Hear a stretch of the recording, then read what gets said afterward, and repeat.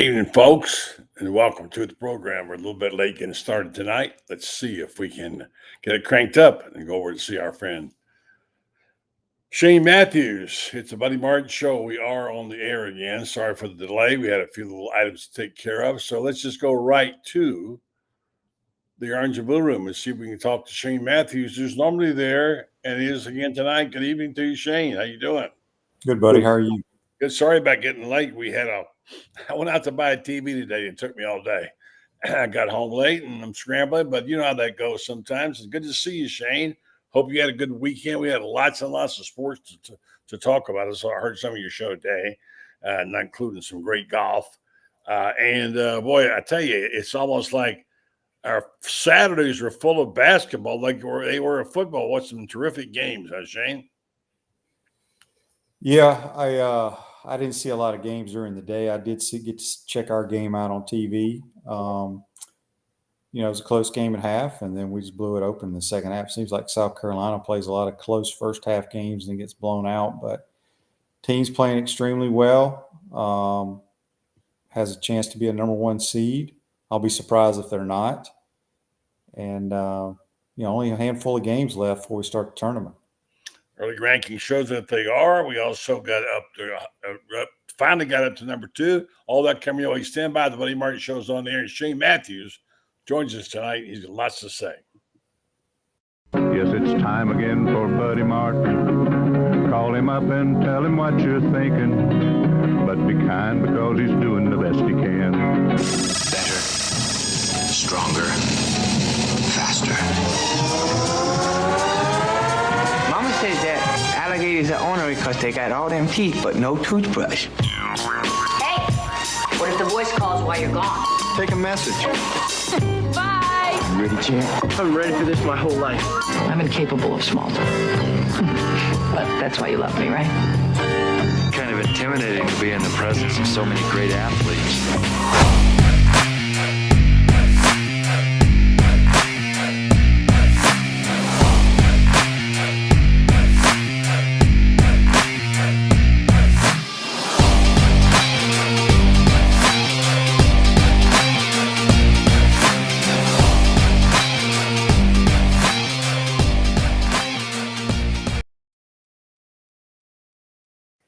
All right, Shane, I watched a lot of basketball this weekend. I watched it from morning to night, and including the Alabama-Auburn game. I watched almost every minute of that, although I did get a little sleepy about the early in the second half. It's really so much fun to watch these Gators play, and that's where I get really, I know you do too, interested in seeing. And, of course, with Handgloten come back, it was a dramatic moment there for him to take to the court, and he looks like he's ready to go and got a few cobwebs. But I think we're going to see the deepest bench I know of anywhere, Shane. If you look at their squad, look at their depth chart, which I did tonight, they are just loaded. We know that. And some terrific basketball players. And if one guy's off one night, somebody else seems to step it up. So that's going that is a mark of a really dangerous team. When somebody you can get beat by several people, and there's several people who can beat you on this team.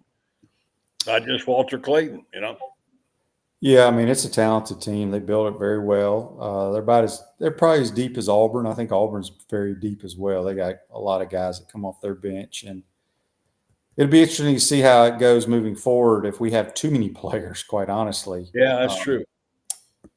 Because, I want the ball in Walter Clayton's hands as much as possible. I think he's maybe the best basketball player I've seen since I've been watching the Gators. I think he's that good. As we know, it's better to have more than one weapon, especially this time of year. I've thought about this. Is we know the team's going to be good, but I don't know if this team will not be borderline great, possibly. But let's not give them that yet, because Shane, they're the kind of blue collar team that's got to earn it. And Napier, Todd Golden has said we're a bunch of 3-stars, mid-major guys. We're trying to go out there and prove we can win it. And they seem like they kind of cruise through that first half and then come back and boom, what a shot they give you. And I think they just I thought Franz Beard wrote a wonderful story about it. They got hit by a Mack truck. In fact, I'll just read a few words of of what he said, and it's, I thought, this is what can you say? It was an ass whipping, is what it was, and it's the kind of thing you say. Well, here's what Franz said: the third ranked Florida Gators, 22-3, 6-9-3 SEC, certainly looks like the number one team in the country, especially in the second half when they made South Carolina Gamecocks look like a possum that just met his maker after a collision with an 18-wheeler on 441 just south of Payne's Prairie. For the second straight game, the Gators just ratcheted up the juice in the second half. Almost the players have made a collective decision to end the nonsense and leave these guys in a heap on the highway, just waiting for the buzzers to come back and pick up the remains. I say to that, stay hungry, those 3 stars, stay hungry and get angry, because it might not be bad for them to get knocked off and get a little bit ticked off. There's nothing more dangerous than a hungry and angry team. Yeah, I mean, I'm going to have Chris Harry on my show tomorrow, and I'm going to bring up a conversation that I had with Chris Harry before the kickoff of the Gasparilla Bowl in the press box. Okay. I told him this team was the best team that Florida's ever had. He laughed at me. He's, and of course everybody's going to say you win back-to-back national titles. Obviously, I think this team's more talented personally. Now those guys played the NBA for a long time. I don't know if any of these guys, but I think this team is deeper and more talented. They got better shooters on this team. So we'll see how it all works out. It doesn't mean they're going to win the national title, but my eyes tell me they're more talented and much better offensive basketball team. I don't know if I've ever seen a better offensive rebounding team. And I like they play with such passion. They play hard.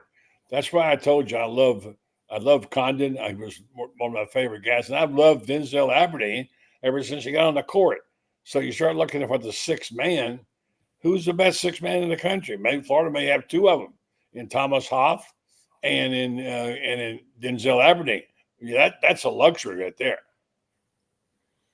Yeah, I mean, they got some good players. I mean, I think Thomas Houck has gotten better and better, and I think he's a phenomenal big man because he can really stretch the floor. He can run the fast break.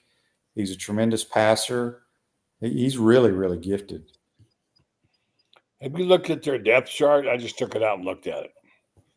And you're not even talking about guys like Urban Klavsar, who's just a remarkable shooter. They got point guard. They're 5 deep if you count Jack May. I've never seen him play, but they got with Clayton and Elijah Martin. Now he'll be coming back in Klavsar. They got luxury there. And then they got shooting guard can be Martin, Will Richard, who hardly gets a mention these days. And then I've never seen this guy play. Kublikas, maybe you have. I haven't seen him play. And then small forward, you got Will Richard, Dale Aberdeen, and Isaiah Brown, who I don't know. Power forward, Alex Condon, Thomas Hump, and Sam Alexis. I'm telling you, nobody's got 3 better power forwards like than those 3 guys together. They are special. And then Ruben Chimelu, and of course, Sam Alexis, who has a habit of coming into games and knocking down threes. Alex Condon, Michael Handel now, and then Mikey Rowe, the 7-8 footer, whatever he is. I mean, really, these guys are loaded. Now, the only thing that teams can be beaten, and we've seen teams untracked before, we saw how scary it was when the coach got in trouble. We thought he might have a Title IX against him. He's past that now, apparently, which is good. And this team has just got, I mean, I don't know of all those teams. People seem like they're going to fall in love with Duke, and I understand why. I think he's a terrific basketball player. I don't know if someone will emerge. I know that today ESPN tried to jack up Houston. I mean, Houston's a nice little team, but Houston didn't play with Florida. So, I mean, they are really the cream de la cream, and it really is Auburn, Florida, and Alabama, isn't it? Well, right now, if you just look at the SEC, those 3 teams you mentioned and Texas A&M would have the double bye if the season ended today. Tennessee's got a good squad as well. Anything can happen. Florida's a a very good basketball team. Houston's a good team too, buddy. They're outstanding. They are scrappy. They know how to they're come very back. well coached. They go deep every year in the tournament. Yeah. So you know what? It all depends on your matchups once you get into postseason play, how you match up against your opponents. Actually, I know you didn't talk much about this today because we don't know about these guys. They're like, I thought this is like the Hurricanes we get. We never hear their names till they're on us in the Gulf of Mexico. Excuse me, Gulf of America. Gulf of America, buddy. Gulf of America. Yeah. I thought that was funny last night on Saturday Night Live when I think Steve Martin said, come down and see me in Florida at the Gulf of Steve Martin. Anyway, yeah. So I mean, lost my train of thought. But the bottom line is that this basketball team is fun. They're fun to watch. And now we got a football team we're going to be talking about. And we got a new secondary coach. I did not know who Duran Wilson was. Apparently, he spent time with the Gators in 2022. Like we said, guys come and guys go. We don't know who they are, and that's just the way it is. 2 seasons in Arkansas. He was already taking the head coaching, the coordinator's job at Georgia State, I believe, when Billy went and got him and brought him in after the changes. So I don't know. Can you get in trouble by getting a bunch of mid-major coaches in there, Shane? No, I mean, I know a lot of good, very, very good mid-major. I know guys coaching in the National Football League have zero business coaching in the National Football League, buddy. Yeah. Just because he's coaching at Georgia State and been at Arkansas, I mean, he was an analyst under Billy here. So I think people, like I said, there ain't a damn thing you can do about it as a fan, right? You can bitch and complain on your show, my show, or you can praise on my show or your show. We don't know. He could end up being the greatest defensive back coach we've ever had. Who knows? He could be the worst. Don't worry about it. That's all I can say. I'm disagreeing with you because it's right in the face of what we do. We're a talk show hosts, and the idea is to talk about things that are or things might be, just like a stock, like JC's a stock market. You know, he's the guy in the stock market. He talks about the stocks. He looks into them. He researches and looks at put stuff on down paper. And football fans, at least the ones we have around here, love to put the pros and cons down on paper and say this and this. They think they know something about it. It's like second guessing in baseball, which used to be the forum for a second guess. In fact, everybody always second guessed when you took the pitcher out. And I think as we're at a point in time where people think they know a little bit of football, granted not as much as you do, and in some cases not as much as I do. They want to take their shot. They want to say, hey, I like what I see here on these guys they got on defense. This looks good. Let them have their say. Let them buy their tickets, support the team. It doesn't mean that they're necessarily always right. It doesn't mean they're wrong either. So I must say, give them a chance to express themselves. And I love guys coming on your show and reading their comments, which they do. And they have sometimes you have some really intelligent listeners. I do. But again, you're right. That's what talk shows are for. But again, my point to the thing is there's nothing you can do about it. You can complain. Talk about it. Right. So let's talk about it. I didn't think our safeties played very good football last year. I agree. Okay. Will Harris was the safety coach. Yes. Okay. Enough said. So what happened? I don't have any idea. Did you notice it? You saw the games. Yeah, we didn't play. I didn't think our safety play was very good. Out of position? Did they just not cover? They could not tackle? What did they do? If you were sizing I don't think we've had great safety play in a long time around here. And, I think people were upset because he left because we played better defense. I'm still concerned about the defense. I'm one of the very few guys that is concerned about it. I think we're all concerned about it. Yeah. So coaches are going to come and go just like players are going to come and go. Like I said, I don't know anything about any of these coaches. Well, let me just say, Traquezy Bridges caught our eye. Right. He played solid because he had to play multiple positions. I know. And I thought he was but that whether is that coaching or is that just him being a good football player and have good football IQ? I don't know. Good football player who can hit you like a stud. I like big safeties as long as they don't as long as they're not slow and they got to be able to run with the wide receivers. That's We don't have any big safeties. I know. Well, he's a pretty good sized guy. He can play safety. Traquez Bridge is a little guy, buddy. Well, you're not that little. I'll look up his height and weight. He ain't very big. What would you guess he is? I'd bet he's 5'10", 5'11", 185 pounds, maybe. I think he's bigger than that. Somebody help me out. Somebody listening here. I think he's bigger than that. He hits a lot bigger than that. I can tell you that.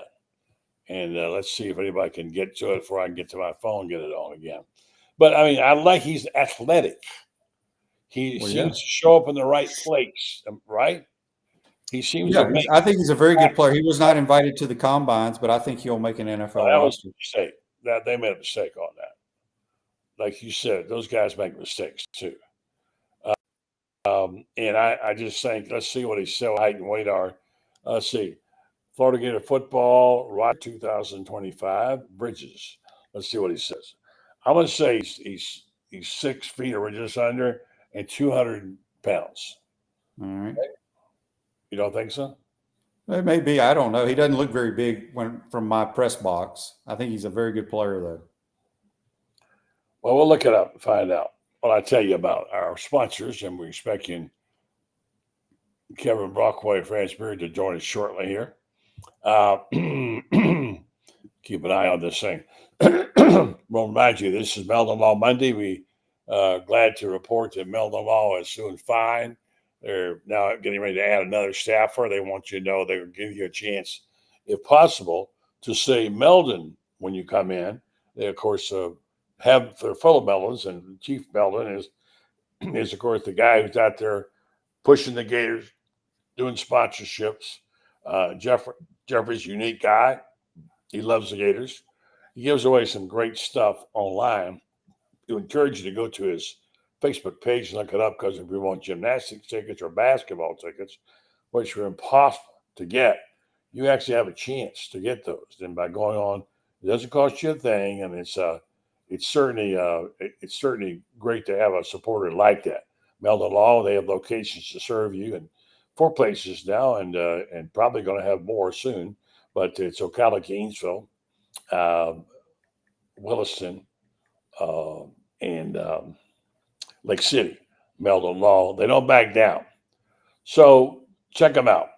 All right, so let's go see. Hang on one second. I'll go back and try again.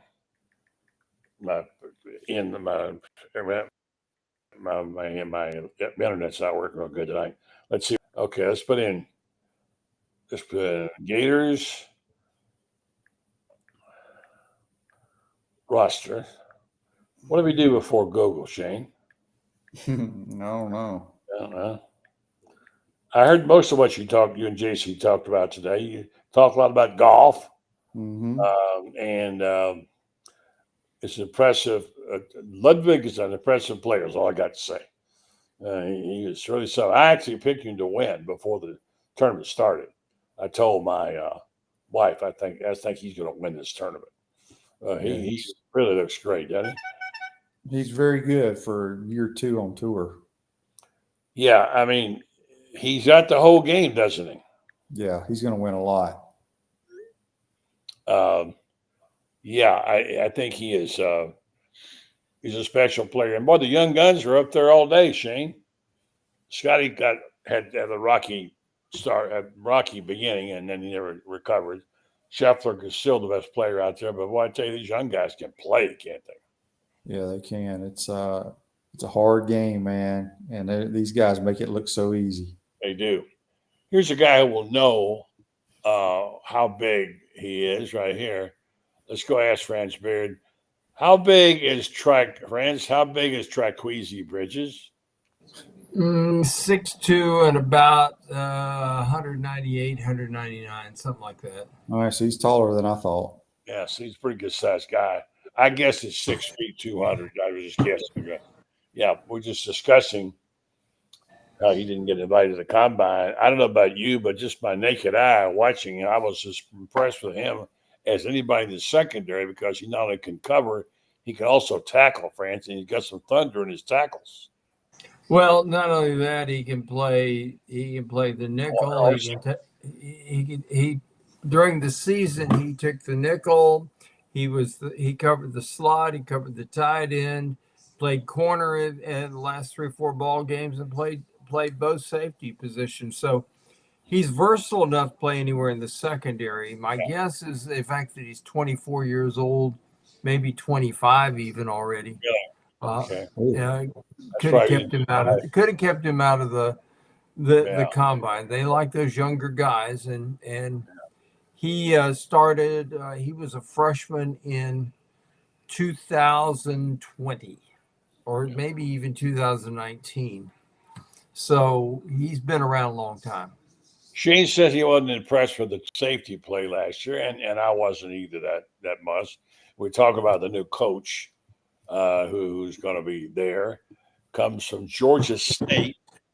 Not terribly impressive background there, but he's also was in Arkansas for 2 years, and he was coaching in Florida before. What do you know about that? Well, he did a terrific job as a defensive coordinator in D1AA at McNeese. And they went from a nobody as a pass defense team into one of the best in D1AA. And that got him to Florida as an analyst because Billy knew him, because McNeese is over in Lake Charles, about 60 miles from Lafayette. And he spent a year as an analyst here, went on and coached the corners at Arkansas, and that got him the defensive coordinator job at Georgia State, and Florida got him before he ever coached a game there. But what he did at Arkansas the previous 2 years was pretty darned impressive. I got this wrong, Shane, and I thought he made his last move. When he picked his defensive staff, I thought he made his last move. Of course, even though he did lose our friend to Miami, I guess he had a spot open, and I didn't see this coming. I didn't see it coming so fast. But now I would say, do we think everything is set, although they lost a recruit in the process? How bad did that hurt, Franz? Not that bad. He's a young man that was recruited by Will Harris, and assistant coaches who are good recruiters always take a guy or two with them, and so he lost that. That's a 2026 recruit. You got a lot of time to make up ground on that. Yeah. So anyway, I don't think that was a particularly bad move there. All right, so we kind of thought he was going to promote Rasul to position, but Rasul went to the Las Vegas Raiders 2 weeks ago. So Harris left Florida for the same position in Miami last week, and Wilson is the third new defensive hire for Napier, which he's hired this season. He had the 2 defensive coordinators, Vinny Sinceri, which we like, I assume, and Robert Bala. So I think just on what little we know, and Shane's right, we don't know, we're just guessing here. It feels and looks like he's got his coaching staff where he wants it, Shane. Yeah, like I said, I mean, coaching is all about hiring people you're familiar with. And well, here's the thing I'll tell you about Deron Wilson also, buddy, and Shane. He took over the Arkansas secondary in 2023, and they were bad. They really were. He improved it by 92 yards, 92 fewer yards. And if I'm not mistaken, they had they went from 9. They had 12 interceptions last year, something like that. The big thing I look at is opponents in averaged 8.5 an attempt. The year before, they averaged 7.7 in 2023. Those are big stats. Those are big numbers, particularly for a team that I don't think I don't think they have that much talent, but they obviously did a lot of good things with it. So good stuff going on with him. I think he's a good guy, and he's going to coach the corners. Sunseri is going to coach the safety. So good move, I think. Shane, do you know anything about Sincere other than he played for Saban and played in Miami? Have you heard anything about it at all? I haven't. Mm-hmm. I just know he's been around football his whole life. Mm-hmm. You had Scott Carter on this morning. I didn't get to hear him. I'll have him on Wednesday. What was the overall take? It was quite a weekend. Franz even found time to go to a baseball game, for crying out loud. What was his take on what was going on with the staff? Did he say anything? No, he just said that, you know, he's been busy with gymnastics, softball, baseball, lacrosse, golf. Mm-hmm. There's too much. It's just too much. I can't keep up with it. Yeah, I mean, he's covering the actual sporting events more than the hirings and things of that nature right now. I guess we're going to see a couple more weeks of shuffling around here until the NFL draft gets set, and then we find out where everybody's going to land. And then, usually speaking, there'll be 2 or 3 or 4 defections here and there to the NFL. You always say, Shane, NFL job is where you want to be because you ought to recruit.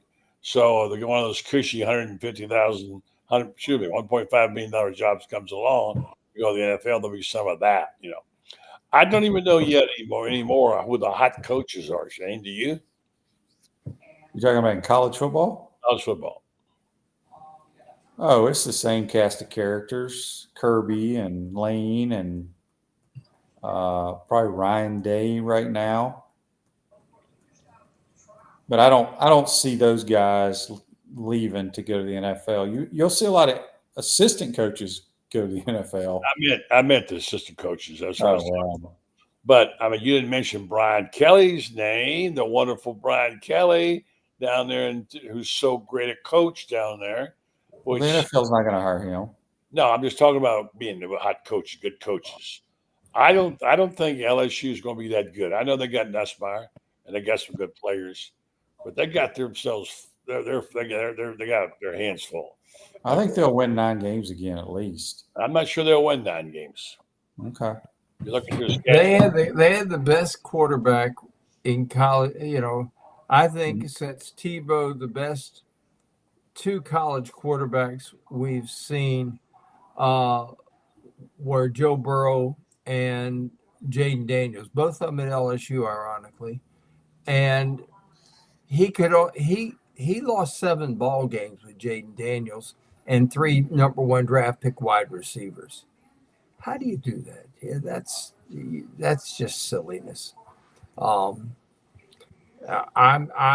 he's not liked at all in the building. I mean, other coaches just think I don't even want to say it, but I don't care too much for him either. But I mean, they won 9 last year. I think they're going to be better this year because they got some really good players in the portal. They got the wide receiver for Kentucky. I like a lot. The kid that returned the kickoff against us, Darian Brown. Yeah, Darian Brown. I can't remember the other. I think they got a receiver from Oklahoma. They're going to be good on. They're going to be very good on offense, I think. They had the greatest offensive line in college football this year, and we sacked them 6 times. Yeah. Let me throw this out as long as we talk and picking it apart and see where they're going to get these wins from. They do have a couple of cupcake games. Let's go W's and L's. LSU at Clemson. Who wins it, guys? Clemson. Well, they've lost the opening game, I think, the last 5 or 6 years. I'm going with Clemson there too, Franz. Clemson's going to be really, really good. Franz, all right. So at Louisiana Tech, they win that one, so they're 1-1. Gators go to LSU. They can beat LSU out there. They can particularly early in the season. So I'm giving them an L there. So that's their 1-2 right there. So Shane, what do you think? Well, I hope we win, but I mean, we could lose that game as well. Good, but you're having to make a decision today. All right, I'll say we win it then. They lose. Okay, all right, Franz. Well, I think Florida beats them out there. So third game of the season, early in the season, you know. All right, Southeast Louisiana's a W. Then they got to play at Ole Miss. That might be an L also. I would probably give them that game, but that's not going to be an easy one. So let's see. We give them that. What's that put them at? I think they lose that game.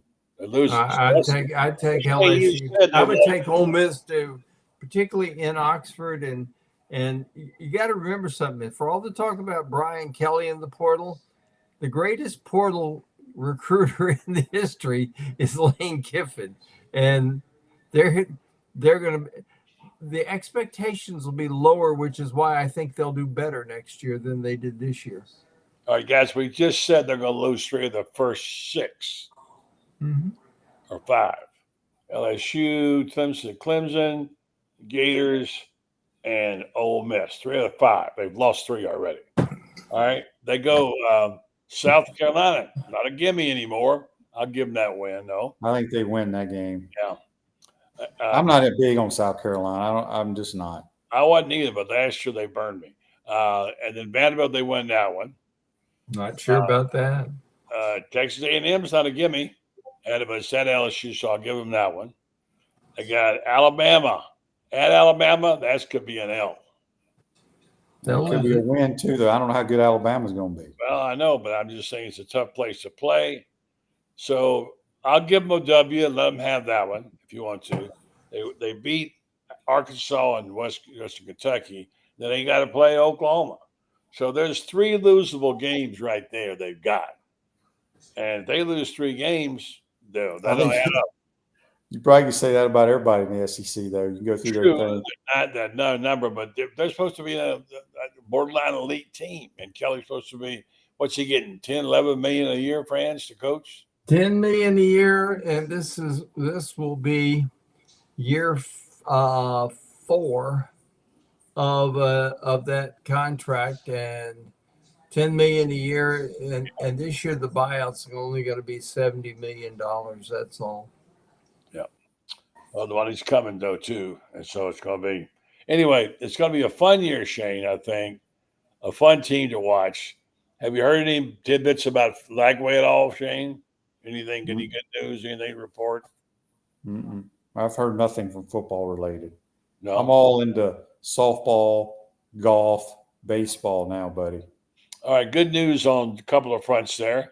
The unfortunate thing is they did lose a softball game, but as you said on your show, they're going to lose some. Well, they lost to a top 10 team. I know, Duke. I understand. And the game got postponed. The game was supposed to be played at 9:30. Then they were supposed to play it again at 11:30, and the weather happened. And then they were supposed to play it again in the afternoon. They finally got the game in on the 4th try, and I don't put anything into that loss. Well, they sure great, and they sure got some. They got some big sticks, that's for sure. I think it's the best team Tim Walton's ever had. You said that. I take your word for it. You follow it closely, so I was surprised to see him lose that game. But again, Duke has got scholarship players too. They're pretty good. And they're ranked, and they went to the World Series last year. Florida's going to lose probably 10 games this year, is my guess. Yeah. I mean, that's baseball. They're going to go 49-10 probably. Well, here's the thing: is they get Texas and Oklahoma in Gainesville. Yeah, and I like that. Let me get Shane out of here. He's got to get his milk and cookies. He's got a show tomorrow morning. He's got Chris Harry on and some other bum, and it's a good show except for Tuesdays when I have to. Right. Ratings go down. Yeah, go right down. But I'm there, always there for you, Shane. You know, tomorrow morning it's a good show. Be sure to watch it. Caught up with Matthews. It's on at 8 a.m. Is it 8? It is 8, right? Yeah, because I get my time mixed up out here. And so Monday through Friday. And Shane says always good stuff for them. So you want to be sure to hear him tomorrow. He's going to give you the whole roster, 3 deep, tomorrow on his show. Right, Shane? What team we talking? Football. Oh, I'm not in the football mode right now. I couldn't tell you half our team right now. You excited about golf? The Gator golf team? Gator golf team did well, yeah. Yeah, they had a very good win. But yeah, it's golf season right now, buddy. And like spring sports. Get your mind in spring sports.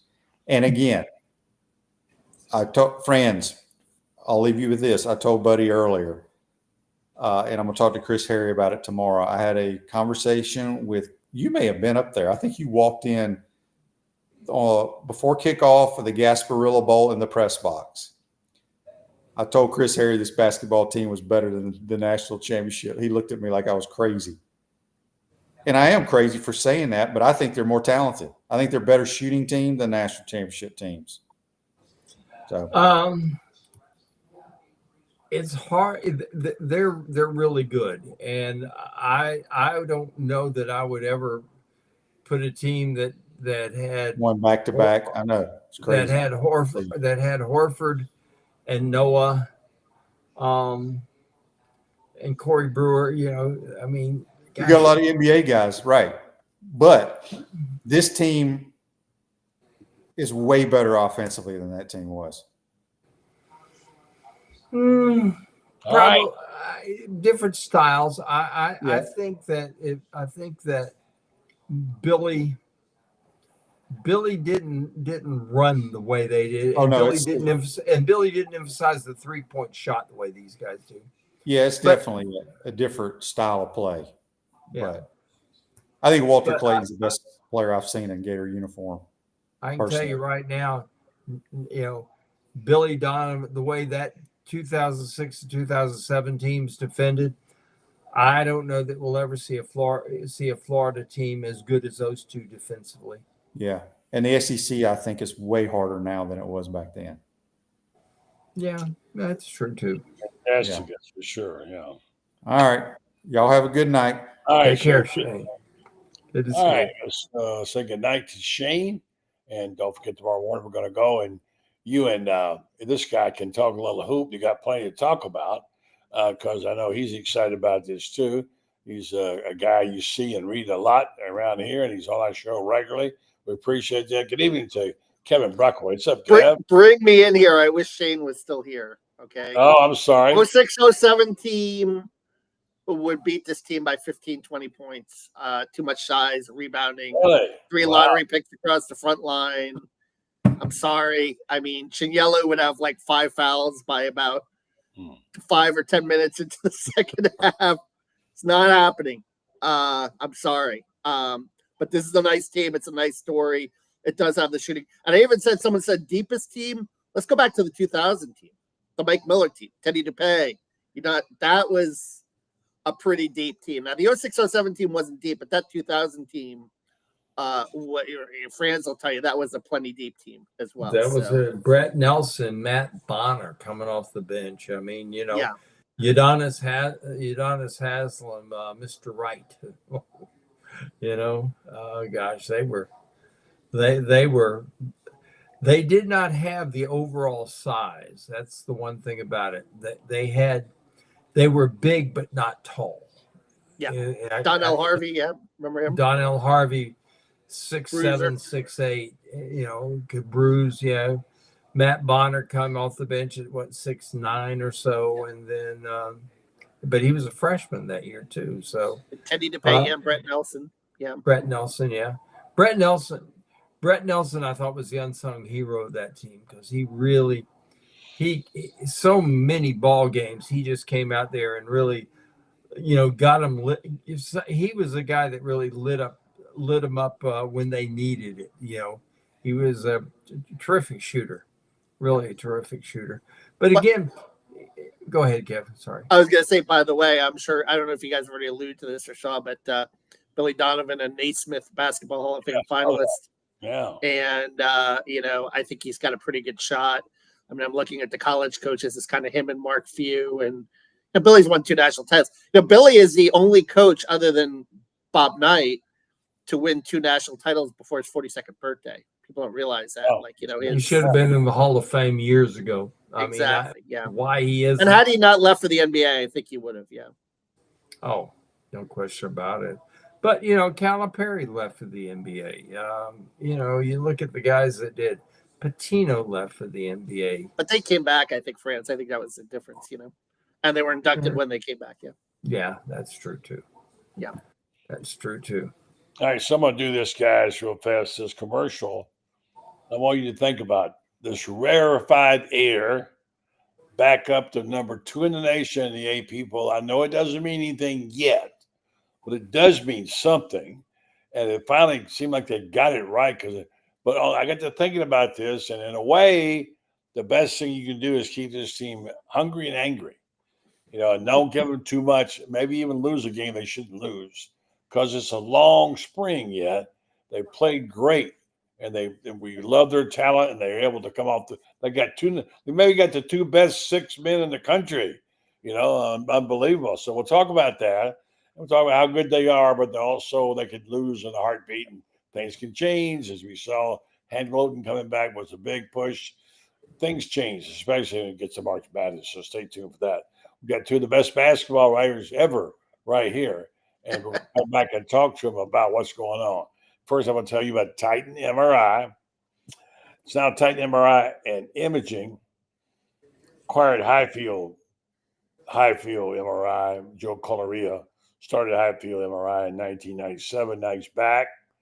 They have 3 locations to serve you, 2 in Gainesville with the Park Avenue location, and now at the Millennium Center, and 1 in Lake City, serving all of Columbia County, and of course, also one up in Valdosta, Georgia, and soon to have one, hopefully, in Marion County, Cal.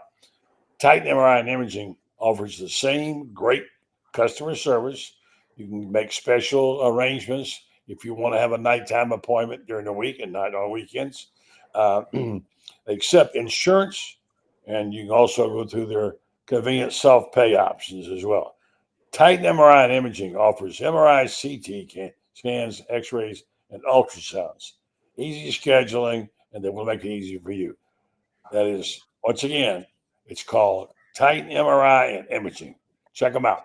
All right, guys, it's where we wanted to see it. They're number 2 in the country. They've got Duke right there behind them. They finally convinced some pollsters they were worthy of coming out of number 4. What kind of statement did they make?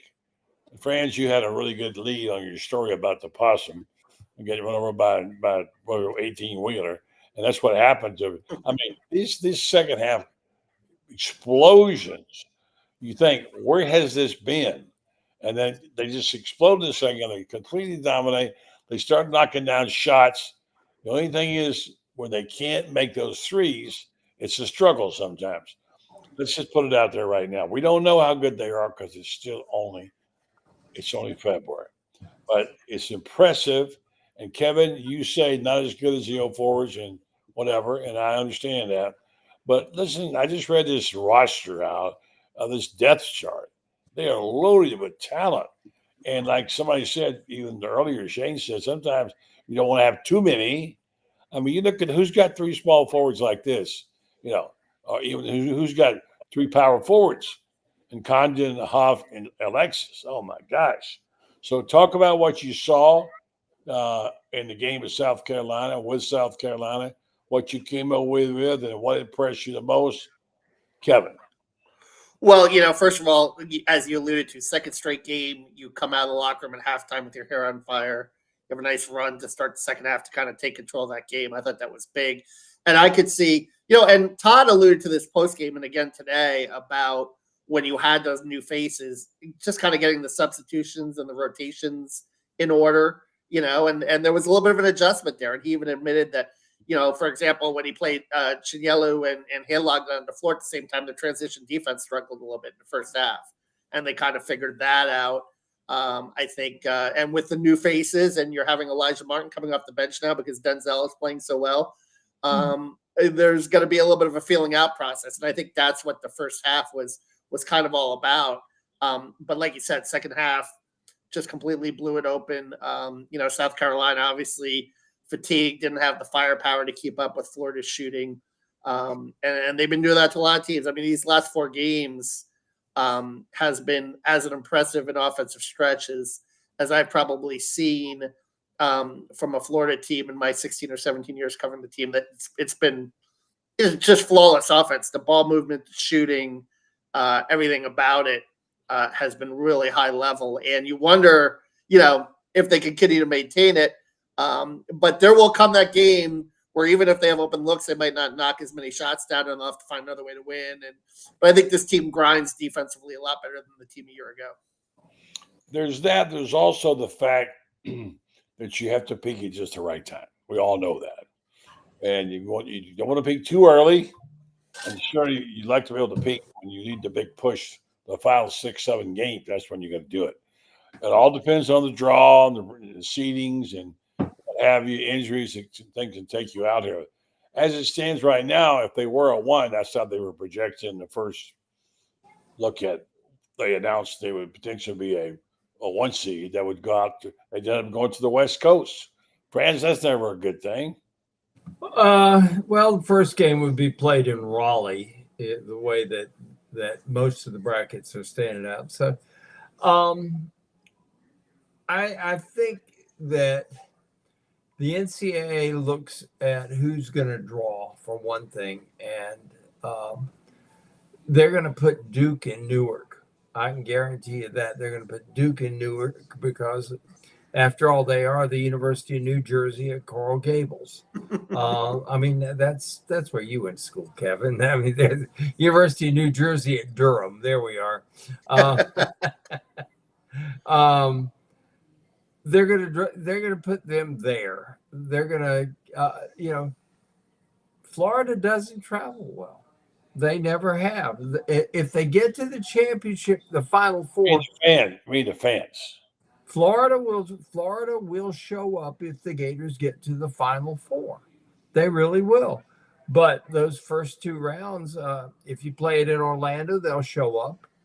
If you play in Tampa, they'll show up. But they're going to put teams in there as the top teams, and they're going to put them close to a place where they can draw very, very well.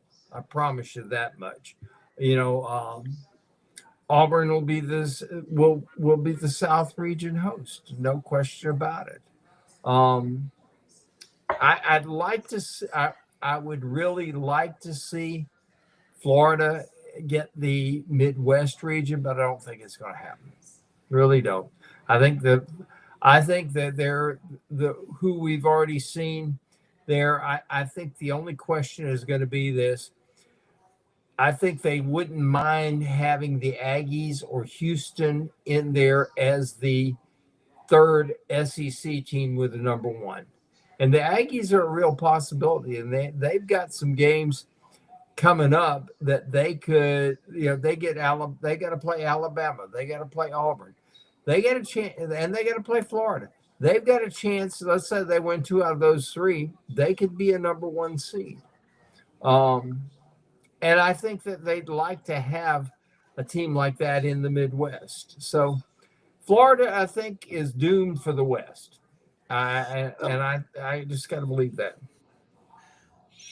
Let's talk about these 2 6-man. You know how much I love Denzel Aberdeen. He's been my guy since he started playing. Yeah. I know it's an overused term, and I hate using it all the time, but he is the Swiss Army knife. This guy can do all kinds of things. He has the ability to get down low and make those baskets underneath the basket. When he goes and pushes up with the wrong hand, he can shoot the 3. He can rebound. He can play good defense. And he seems to have a flair for the dramatic of getting the bucket when you need it. He seems like he steps up. So there he goes again, Denzel. I mean, he shows up, doesn't he, Kevin? And it's interesting because, he kind of came in as a combo or even as a true point recruited. But to me, he seems to play a little better off the ball. And I kind of like him there. Like if you notice, Walter was kind of, dishing and kicking. Walter had 8 assists, Clayton, in that game. And a lot of it was, finding Denzel in the corner. And Denzel was just knocking down those open threes. Like I said, 8 of 15 his last 2 games. But Denzel also finishes really nicely in transition. I mean, he's got a lot of athleticism. Yeah, he does. His ability to dunk and his ability to get out on the break and identify things and get behind the defense.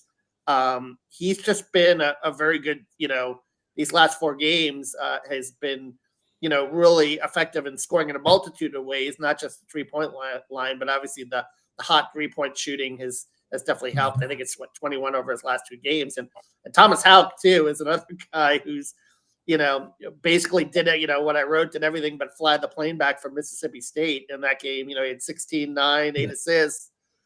2 blocks, 2 steals, right? Near triple-double in that game. And he stepped up with Condon out. So, I mean, it's been a great story to see, two kids that abided their times. They were borderline 3-star recruits coming out of high school. And you look at them now and they look like all SEC players. And that's a testament to a little bit to the development. I remember Torian Green telling me back when Denzel was a freshman, he said, hey, look, we like this kid a lot. We think he's going to develop. He's got a good attitude. He's got a good work ethic. He's stuck with it, and they've stuck with him. And this is the finished product right now as a junior.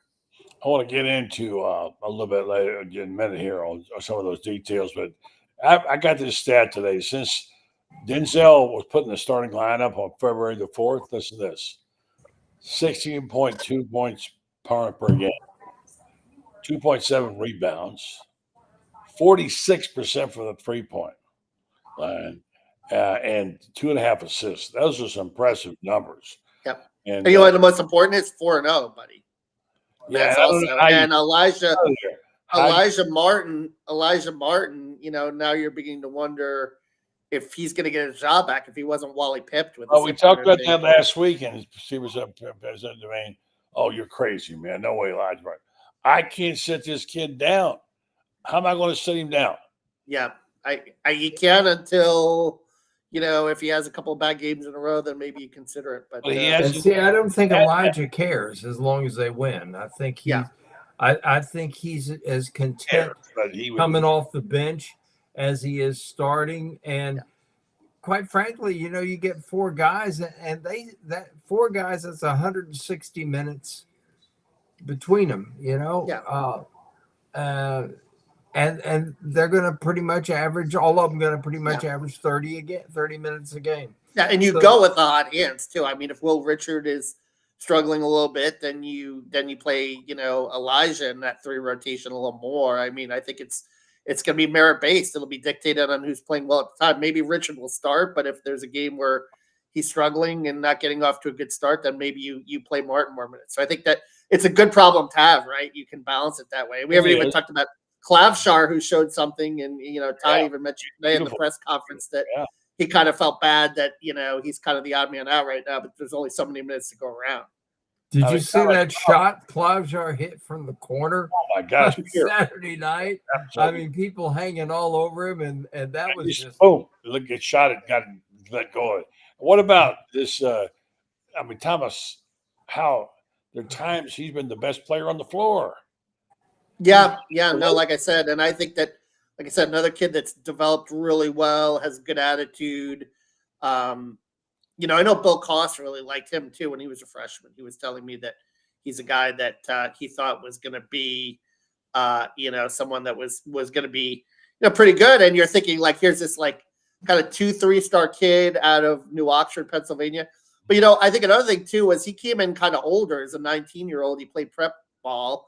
And I think that helped him in terms of, coming in physically developed. He just plays hard. He plays tough, buddy. I think he, does the little things, does dirty work. He's a good defender, stays on his feet. He doesn't leave his feet much as a defender, but he uses his body. There's just a lot to like about him and a lot of upside. Again, good recruiting, good, identification by Todd and his staff to see something in him that a lot of other schools didn't see. I'll tell you something I like about with Houck and Aberdeen as well, is they're both great on the break. Florida, by the way, is number 2 in the country in fast break points per game.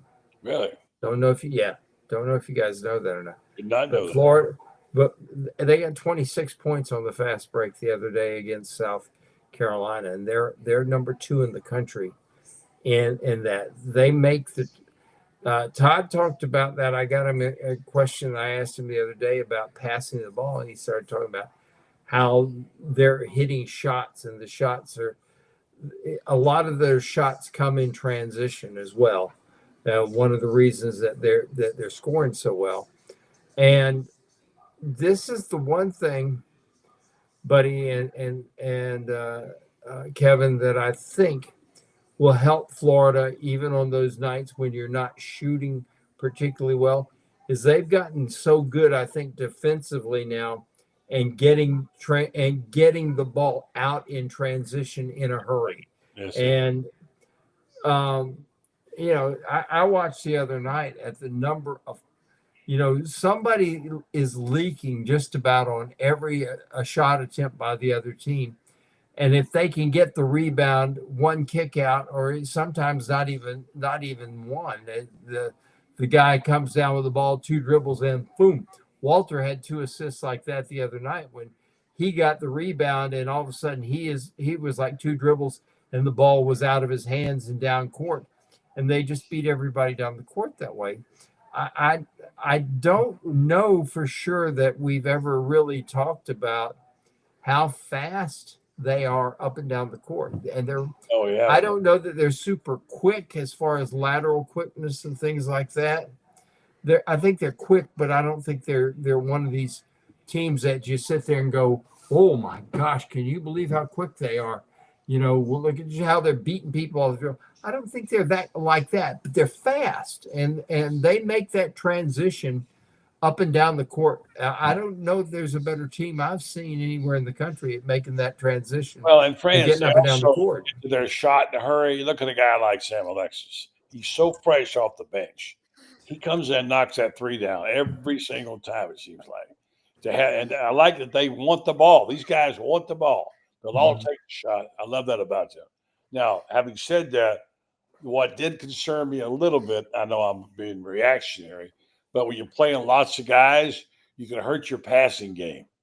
There's the timing issue. You have guys like Hen go back in there, and you have had him. You have to get the timing worked out. But there's still plenty of time for that. When they're playing that, what are they playing? 9 guys?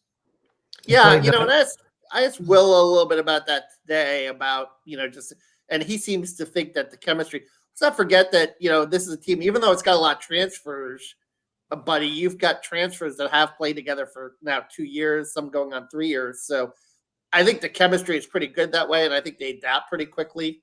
So the turnovers have not been an issue of late, and certainly not in this 4-game stretch where they've really kind of turned it on and offensively and are executing at a really high level. It'll be interesting to see if someone really kind of gets in their grill, kind of like South Carolina did the first time, and can sustain it. But that's a very hard style to play for 40 minutes, as you know. I would think a team like St. John's or Rick Pitino, that would be a way to attack them if they got them in the tournament. Dusty May might throw a little pressure at them if they play Michigan in the tournament. I like that little pressure they put in there in the second half. As always seems works better. Their defense. But Florida's shown the ability to press and create too. They did that against South Carolina. And they can create offense off defense at times. Florida can. So it can work both ways in that situation. But I disagree a little with France. I think there's a shot at Indianapolis. Maybe even Atlanta, if Auburn fails, you know what I mean? And you can get that 1 seed there. And, when I asked Todd about it, Todd's like, hey, look, we're trying to get the number 1 overall seed in the country. You know what I mean? And there's still time to do that. So let's see how things shake out between now and March. I'll tell you they got 6 games left, and guess which game concerns me more than any of the others? Texas A&M. You got it. Buzz Williams, because that's a style that can, I mean, Texas A&M, you come off you better carry big bags of rocks because that's what you're going to need. Bama, I could see Bama like Kentucky outscoring them, but I could see them Saturday just really putting the number on Alabama. I could see Alabama having like a game from the 3-point line, like Tennessee had in that first Florida game, 4 for 29. I could see that. You guys haven't even mentioned Cal. Them knocking off Kentucky. Yeah, he did, but then look at what happened, buddy, against Texas A&M. They couldn't get that win, and he kind of called his team out for being fragile too. So it's been up and down for him. It's been up and down for Mark Pope at Kentucky. A lot of highs, a lot of lows. His team's not ready yet, but I mean, if Cal wins 3 more games, he'll make the NCAA tournament. I thought, I could see wrinkles. I could see teams, maybe them showing out there. All right, guys, final thoughts. We're getting ready to go into spring football here too as well.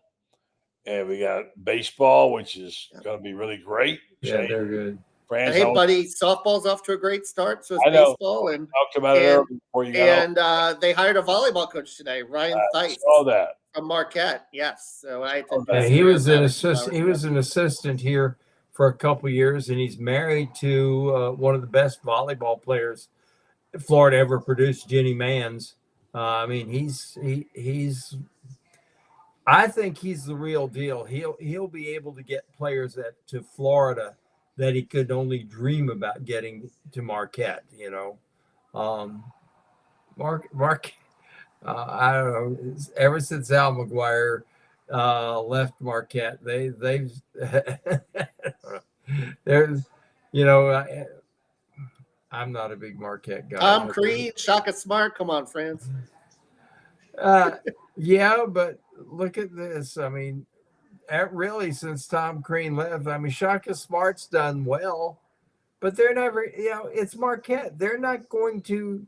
Yeah. It's going to take that rare player like Dwayne Wade that nobody wanted, that suddenly grew 4 inches and became a superstar, for Marquette to ever do it. They're not going to get superstars there. Yep, and you know, Ryan Theis can come here, and he can go into Louisville and get players. He can go, which is in the South. That's probably the best place to go get players. He can go get them there. He can go to Texas and get players to come here. And Texas is just, my gosh, Texas has so many really big girls. And I got to take, and let me make a quick observation too. Women's basketball doesn't have the size that it could have, because the really big girls, more of them are playing volleyball than are playing basketball. And the reason is they can make a lot more money playing volleyball. And, you know, Caitlin Clark's making big bucks, but there may only be about 3 or 4 women in the WNBA that can command a big salary. These girls can play volleyball, and they can go to Japan and make $500,000 a year. Or the beach volleyball tour too. Or the beach volleyball stuff. They can go to Italy. They can go to France. They can go to Spain. They can go to Japan. You know, it's possible for these really good girls to make $1 million a year in the professional volleyball circuit. And you know, the average WNBA salary is like $48,000 a year. Yeah. Guys, I got to close it down. We're running out of time. Real fast. Give me your 20-second response on Auburn, Alabama, playing number 1. And how would you think this series breaks down in terms of who's been winning the games? I got the numbers here in front of me. First, your thoughts about the game, and what did you see? What was the segment? Did it live up to what it was about? And was it a game that you felt like you were watching 2 titans of basketball? Yeah. Auburn, a more complete team, I think. And I think Auburn will beat them in their gym too. You know, better on both sides of the ball, offense, defense. Alabama, the only reason they were as close as they were is because the Zebra crew kept sending them to the foul line. They shot like, I think, 20 more free throws than Auburn did. Auburn, when that game is played in Auburn, Auburn will destroy them. All right, Bruce Pearl and Nate Oates. How many times have they played, and who has the upper hand? Bruce. Yeah, Bruce is, I think, has a better head-to-head, but Nate Oates is a heck of a coach. No, Actually, Alabama has won 6 and Auburn 5. How about that? Yeah. So it's a basketball state. Guys, thank you. Great job tonight. Nate Oates to Indiana. That's what I'm hearing. No, he won't leave Alabama. You never know. He's a Wisconsin guy who coached in Michigan. Who could be. They got enough money to make it happen in Indiana. Guys, we can read Kevin in the Gainesville Sun or Ink and That papers. You can read Franz right here on Gator Bait. You guys have not reading them in basketball season. You got to. It's like not reading Thomas Boswell during baseball season. You got to read. Great stuff. Thank you, Kevin. Thank you. Thank you, Franz. We'll talk to you soon. All right. Bye-bye. I want to tell you folks about, as we say goodnight to Franz and Kevin, I want to tell you folks about our good friends at Windstar Medical Research, who do such a great job for our community. So proud to be associated with them and what they do as both as members of the community and people who are guardians of our health and the things they do the right way. And one thing they want to express to you is the importance of getting involved in these clinical trials. Why are they important? Because that's where they get the good information from. I mean, that's they need this fresh information to be able to send it off to some of these companies to be able to adjust their medications and prescription drugs to better treat us. And they want to know about people in our area. That's why they have offices in Tampa and Ocala and what have you, because they want to know about the health of us. You can help them by going to renstar.net and looking up what clinical trials they have. Now, they have had over 800 of them. What's coming up is something you might participate in. It's not difficult. You'll be asked to come in and see if you qualify. If you do, you can pay for time and for travel. You compensate for that. And that data that goes out will be helpful to making us healthier and also helping them get information and helping your fellow man in Ocala. I urge you, please check them out to go to renstar.net.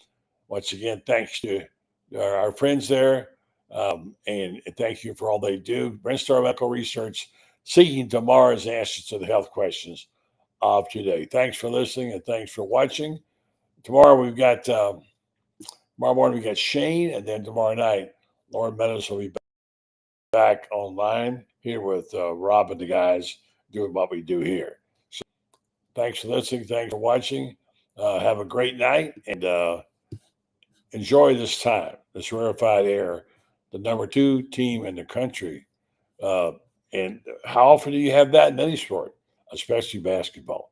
Have a good night.